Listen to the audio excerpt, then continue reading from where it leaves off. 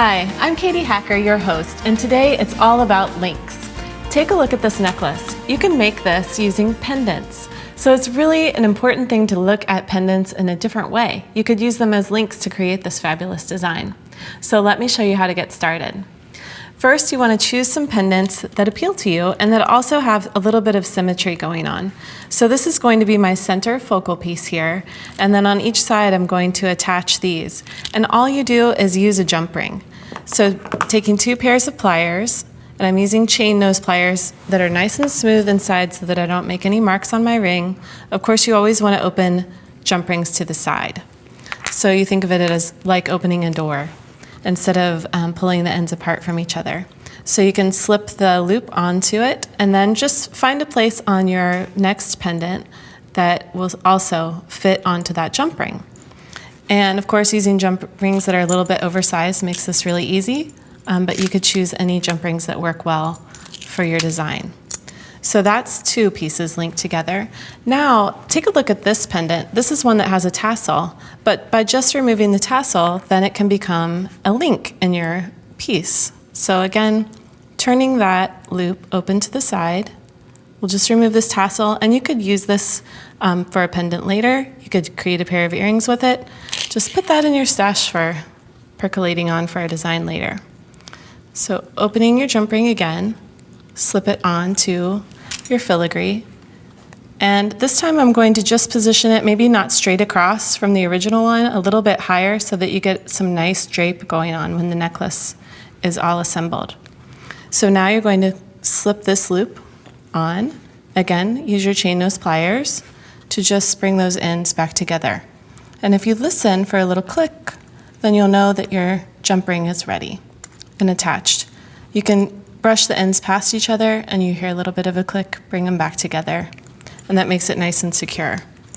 So now what you'll do is just choose a pendant that's a little bit smaller, because as you get toward the side of the neck, your pieces are decreasing a little bit in size.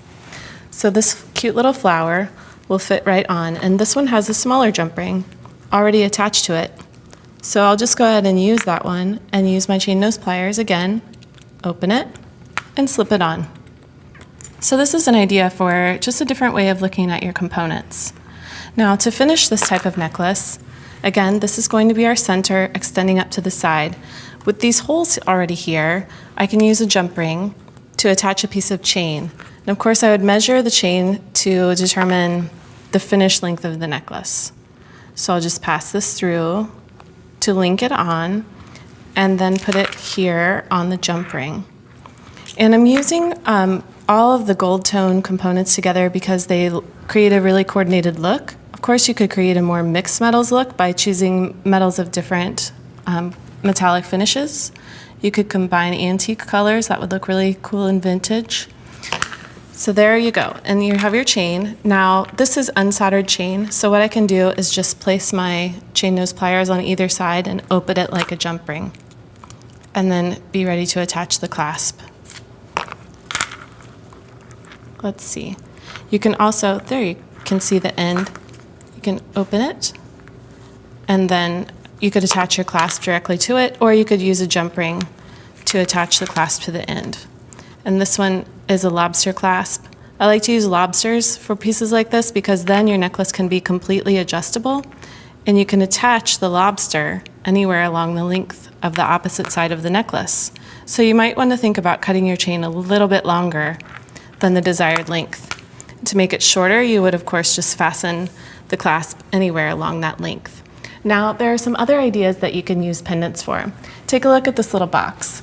Even this little hummingbird is a pendant that you just clip the loop off of and use some industrial strength adhesive to attach it to the box.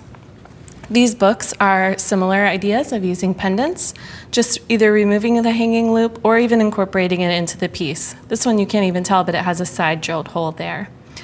And then on this necklace, this is an idea of using multiple pendants in a design. And of course, this creates a really lush and luxurious look. And by combining the multiple pendants, you get some really fun draping, and you can bring in different colors, coordinate it with your glass beads. And this is going to give you a really high-end stylish look too.